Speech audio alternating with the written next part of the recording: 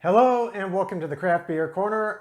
For today, we are going to part two of our German brewers head-to-head battle. It's the same three brewers as in part one. We've got Kronbacher, Hofbrau München, and Erdinger. And this time, part one was Hefeweizens. This time we're moving to Dunkels, dark beers. Dunkel being the German word for dark. These are all going to be slightly different, and indeed they categorize themselves slightly differently. Starting with the Kronbacher, this is the Kronbacher Dark.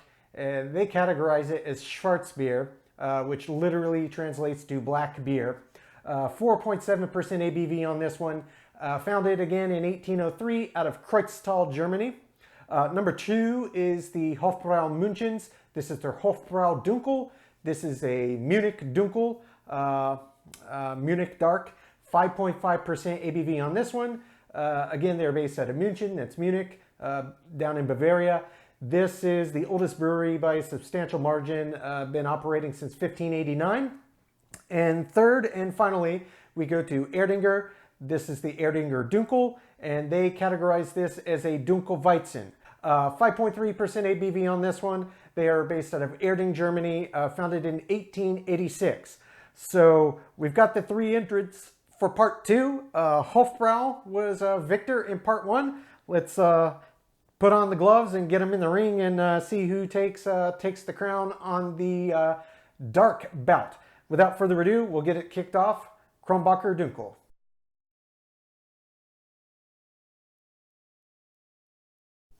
All right, so jumping straight into the Kronbacher Dark. This is the Schwarzbier, 4.7% ABV out of Kreuztal, Germany. Not really much to say about the label, so let's not delay this. Let's just get this poured in using the old Sam Adams glass today. Quite effervescent, so I don't want to get too crazy. All right, I'll speed it up a little bit down the middle there. All right. I think that's a pretty stinking decent pour from the bottle. Okay, as you hold it up to the light, you can pretty readily see why they call this dark or Schwarzbier. It's not pitch black like a super thick imperial stout, but it's very, very dark, much darker than a porter even. There's just a hint of light that comes through it, just a hint, but not much. Head formed beautifully out of the bottle. It's not the creamiest texture to the head, but it's got nice fine bubbles to it with a little bit of medium ones underneath it. So let's give this a sniff. Okay, that smells very malty, and it smells like deep, rich malts, very heavily roasted. A nice mix of caramel and maybe chocolate malts in the back. It smells nice, it smells rich, and it smells dark. Not really a hint of a hop profile at all, and certainly no even hint of any Hefeweizen yeast in sight. So this is their take on a dark. They go to classic German Schwarzbier. Let's jump right in. Oh, it smells so good. Give it a sip.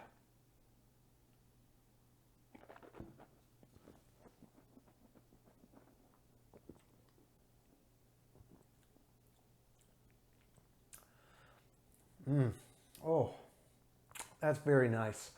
That's very nice. Been a long time since I've had a proper German Schwarzbier.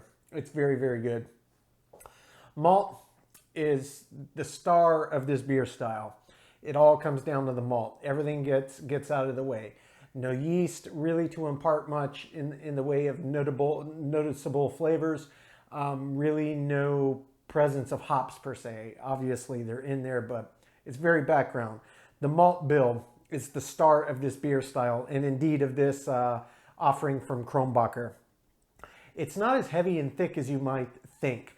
4.7% ABV should kind of tip you off to that fact anyway. Just because it's dark doesn't mean it's going to be heavy. This is not traditionally a super duper heavy style. It's a lighter beer, kind of the average range for most German beers if we're not going Doppelbock and Icebox, etc. But it's nice middle of the road, maybe even on the low end. But this is very, very well done Schwarzbier. The malts that they selected in here are so good together. Rich, deep caramel and this nice earthy. It's not coffee-like, but it's got a roasty edge to the malts that come through in the back. The dominant is the kind of caramelly, and then there's roasty behind it. This adds an extra layer of depth.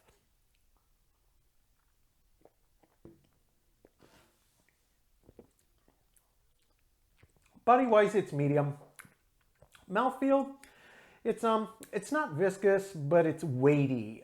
It kind of sinks down in your mouth, and it's not as effervescent once it's in your mouth as it is when it's being poured and rising up into the glass, making that head, which is still floating, a nice little creamy pad on top.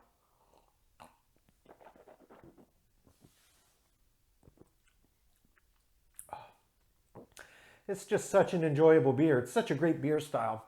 One I think is underrepresented, certainly in the United States. This is nice, honest beer.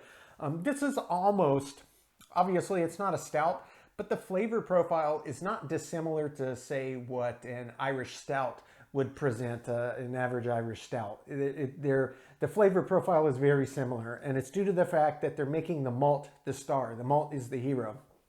The finish, it's actually relatively long, considering that it lacks viscosity, but it lingers and sticks around the mouth, and you can just keep tasting that wonderful, wonderful malt bill. It's so rich. It's very caramelly, and it's got this rich kind of roasty edge to it. It's very good, honest beer. I really like this one. I like it a lot. I'm going to take my time and sip on this and come up with my scores. And when we come back, we'll move on to the Hofbrau München's Hofbrau Dunkel. That's their Munich Dunkel, 5.5% ABV on that one.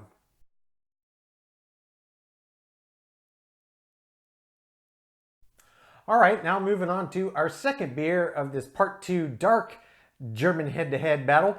We move on to the Hofbrau München's Hofbrau Dunkel. This is a Munich Dunkel, 5.5% ABV, obviously out of München or Munich, down in Bavaria. Founded in 1589, as a reminder. Really not much in the way of bottle art to mention here, so just like the last one, we're just going to get this poured straight in the glass.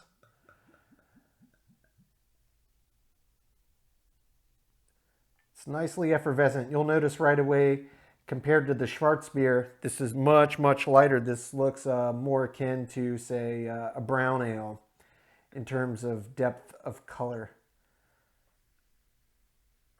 I got to be gentle. Head formed beautifully. It's got a lot of larger medium bubbles to mix with that creamy head that formed on the top right out of the start, but looks great. Very, very effervescent. It's probably hard to see. The camera probably isn't picking it up, but trust me, it's very effervescent, and it indeed is about the color of a brown ale. This is exactly what the Hofbrau Munich Dunkel looks like. I mean, there's not much to say about it. That's how it's intended to be. Head, beautifully creamy. It's been a long, long time since I've had this beer. It's probably pushing 20 years. So it's going to be nice to jump back into this. But if my memory serves, this might be slightly sweeter, and it's definitely malt-centric. So we're going to jump in and give it a sniff here, a little bit of agitation. Much like the Kronbacher, the malt is the main player in the aroma here. There's really no hint of hop. There's no hint of any Hefeweizen yeast or anything like that. It's not. That will only come through in the Erdinger. So even though this is a Dunkel head-to-head, they're all slightly different Dunkel styles. You know, it's kind of going to come down to how well they make their representation of each style. But nonetheless, this head is settling beautifully. I'm going to give one final sniff. I could tell you the aroma on this one is not very pronounced at all. You really got to breathe, and even then you can only detect just a little bit. It's very much malt. It smells like a mix of rich, more caramelly malts and a little underlying sweetness. So let's just jump right in here. Give it a sip.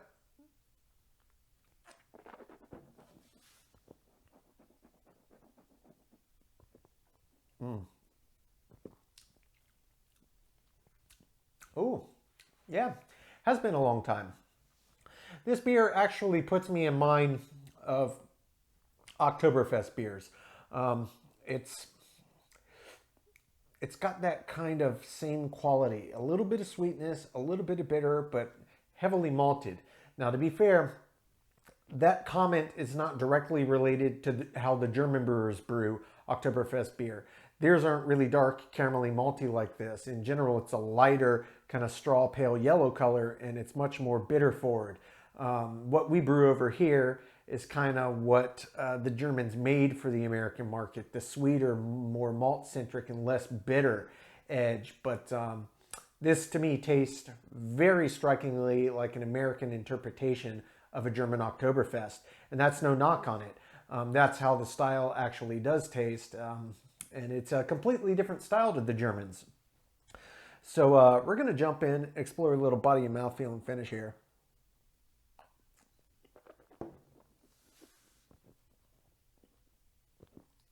It's got a medium body. Mouth feels very clean. It's really just a little heavier than the consistency of water. It's not super effervescent in the mouth. It's not super creamy. It's just kind of there. It's got a little presence, but that presence sticks around enough to let the malt linger and the little bit of bitters that you do get linger and mix with the malt. And it's very nice. It's very clean. It's very caramel malt. That's the dominant flavor that comes through on here, and indeed in the finish. There's really no hint of the yeast at all. Just the slightest hint of the hops on the very back end, and it's writing about 10% of the overall flavor profile behind 90% malt. It's a very nice beer. It's a very clean beer. This is a beer that, to me, would also qualify as a beer that would be a good hot summer day beer, because it's not particularly heavy, and it's got a nice little balance of maltiness and a slight hoppiness to it, and it's not overtly sweet. It's a little richer, say, than if you were to grab a Hefeweizen, or if you were to grab a Rodler or something like that. They're much more light and bright, but this would still be a very nice hot summer day beer just because it's not super heavy and it doesn't really fall anywhere on the extremes of the spectrum. It's just kind of in the middle. It's just good, honest beer. This is a nice beer. I really enjoy it. I'm going to really take my time. Going to see if the aroma opened up once that head got out of the way. Not really. It's really hard to discern much in the way of aroma on this one. When you do get it, it's just that whiff of malt, and it's very, very subtle. It's got a very muted aroma, but it's a very good beer. I'm going to take my time, sip on this, come up with my scores. When we come back, we will get to our third and final entrant of this head-to-head dark beer battle, Erdinger's Dunkel. This is a Dunkelweizen. We'll be right back. That one's 5.3 ABV.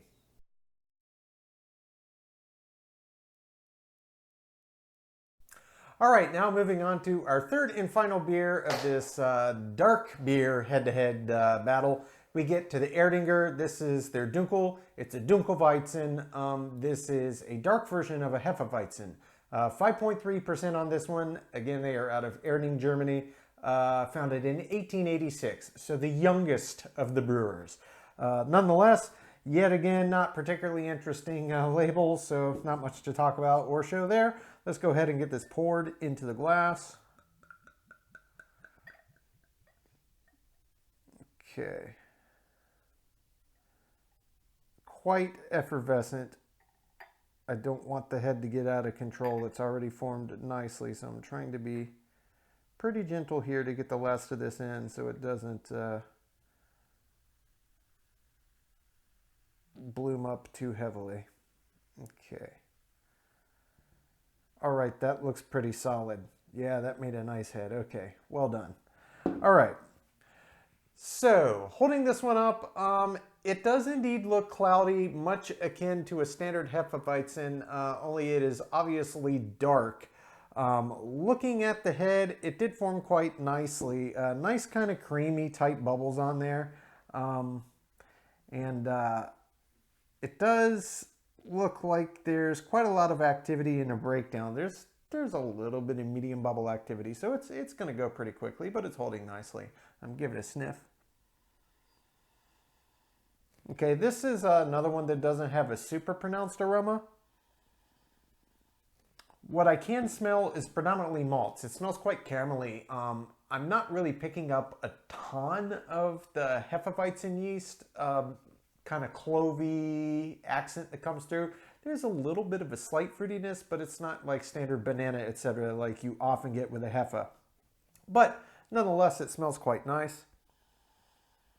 albeit a very, very non-pronounced aroma. It does smell quite caramelly, and keep shaking this around to try to jostle it a little bit, let the aromas open up. You can pick up just a hint of that classic Heffa aroma, but nonetheless, head's holding very nicely. That's a very nice head indeed. Let's jump right in and give this a sip.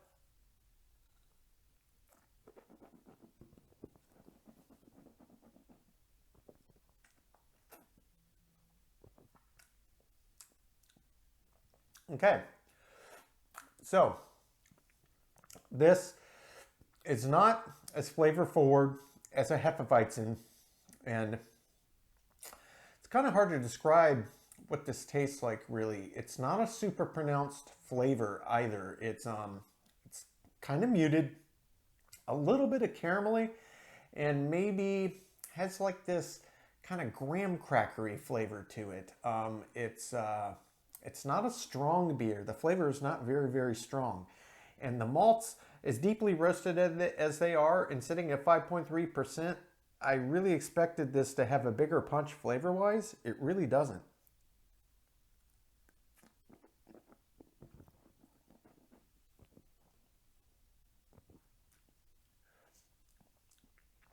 I would say it's almost like a much lighter version of the Kronbacher Dark, the Schwarzbier. That's more akin to what this tastes like.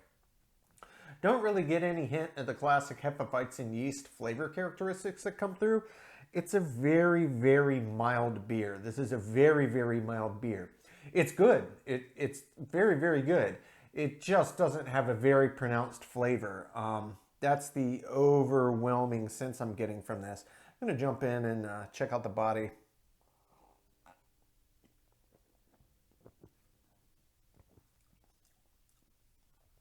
Body on this is kind of medium light. I thought it'd be a bit bigger for the ABV, but medium light. No, the mouthfeel is super creamy, super smooth. Finish, not long at all. Not long at all.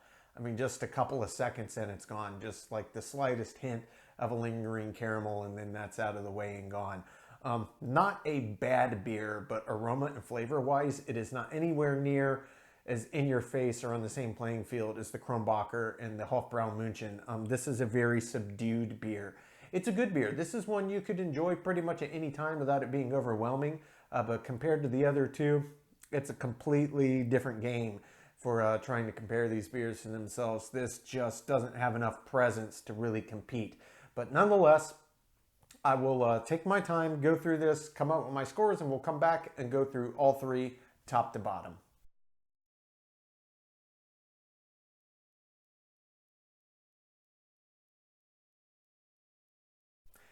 All right, now we are going to go through the scores on all three beers, just like we did on the part one Hefeweizen battle. Due to the nature of it, I'm just going to give the category and then give the ranks by each brewer. So starting with the aroma, Kronbacher gets a 6. It was okay, a little above average, but just okay. Hofbraumunchen, it was almost impossible to detect. They just got a 2. Erdinger, just slightly better than the Hofbrau. It got a 3. Moving on to the taste. Kronbacher was excellent. This was a really, really great example of Schwarzbier, black beer. In German, the taste was great. It tasted exactly like one should. If it had been a little bit bigger, it would have gotten a little higher, but it got a 9. The same holds true for the Hofbrau, albeit a different style. This is a Munich Dunkel. It was textbook Munich Dunkel, just a little bit bigger, a little bit bolder. Would have kicked it up, but also another 9. Erdinger Dunkel, the Dunkelweizen. This one was on the low end of average. I would have liked a more pronounced flavor, which is typical for the style. A little more of that yeasty character to come through. And I would have liked a little more presence from the malts as well, especially at 5.3. I just gave it a 4. For the body, the Kronbacher gets an 8. It was nice and big. The Hofbrau, it was perfect for a Munich Dunkel. It got a 10. The body for the Erdinger gets a 6. High end of average. It was medium light. I would have liked more presence with the 5.3 ABV. Mouthfeel. Kronbacher gets a 6. Hofbraumunchen gets an 8, and Erdinger actually gets a perfect score, perfect 10. I could not have asked for better out of that one. Finish, Kronbacher gets an 8. Hofbraumunchen gets a 5, just average. And Erdinger, it was just there and then gone. It only gets a 2. For the head and the retention, Kronbacher gets a perfect 10. That was textbook, and it really held beautifully. The Hofbraumunchen gets an 8, certainly above average, but it collapsed a little quicker due to those kind of larger medium bubbles in there. It just broke it down way too quickly. Erdinger, another perfect 10 category, beautiful head. Appearance-wise, Kronbacher gets a 10. That was textbook Schwarzbier. Hofbraumunchen also gets a 10. That was textbook Munich dunkel. Erdinger also gets a 10. That was textbook Dunkelweizen. So appearance-wise, they all nailed it. Moving on to the balance. Kronbacher, exceptionally well balanced, well above average, gets a 9. Hofbraumunchen, also very well balanced, certainly well above average, gets an 8. Moving on to Erdinger. Erdinger, it was just okay. The balance was okay, but it just needed more volume, more presence to really determine what was happening there. I gave it average. I gave it a 5. Feeling into the intangible, Kronbacher gets a 10. I absolutely loved it. That was a fantastic Schwarzbier. Hofbraumunchen gets a 9. Really good example of a Munich Dunkel, and I really enjoyed it. Erdinger, it was just okay. It was average for a Dunkelweizen. They tend to be a bit bigger, have a bit more presence. I just didn't get it out of this one. 5 for me there. Finally, this example of the style. Kronbacher for their Schwarzbier gets a 9. Hofbraumunchen for their Munich Dunkel gets a 9. And then Erdinger for their Dunkelweizen gets a 5. Again, just another average score. So that brings the total score on all of these. Kronbacher Dark gets an 85. Hofbraumunchen, the Hofbrau Dunkel, gets a 78. And then Erdinger, their Dunkel, gets a 60. So we're looking at a 25-point spread here, top to bottom. And I know that sounds like a lot. Don't get me wrong. Erdinger, obviously they came in last place in the Hefeweizen contest and also in the Dunkel contest. Doesn't mean it's bad beer. It's good beer. It's just, punching up against some real heavyweights. And let's be fair. Hofbraumunchen was founded in 1589. They've been brewing for about a half of a millennium. Kronbacher's got almost a century on Erdinger, so they've been brewing a couple hundred years. And not to say that 1886 is a young brewer, but I mean, really, these guys have just been doing it longer to perfect. And, everybody has their own different interpretation on the styles. But that's how it broke down. Overall, I really enjoyed this head-to-head battle. I hope you did too. I'm planning to do some more of these with different brewers, different styles. Not just German. I'm going to punch some American craft head-to-head. Throw down some IPAs, some stouts, porters, the whole 9 yards, goes to sours. We're going to run the gamut. I think it's a really interesting way to look and see and compare just what people are doing. And really, if you're being honest, aside from just rating your thoughts and opinions on one beer and going down the scores, kind of seeing how it competes against other brewers' offerings in that same style category. So yeah, very cool. I enjoyed it. I hope you did too. I hope you got some value and some entertainment. Nonetheless, as always, folks, I really do appreciate you tuning in. Please don't forget to like, subscribe, and comment. I definitely want you to comment. I want to engage. I want to know what you're thinking, what your thoughts are, what ideas you have, what you liked, what you disliked. I am taking commentary to heart and would love to chat beer with anybody that wants to throw a comment on any of my videos. Additionally, as always, if you want to keep in the loop when our videos go live each week, you can click the notification bell. It'll let you know as soon as they go live to YouTube. And that's going to wrap it up for today. Ladies and gents, till next time, keep it beer, keep it craft. Cheers.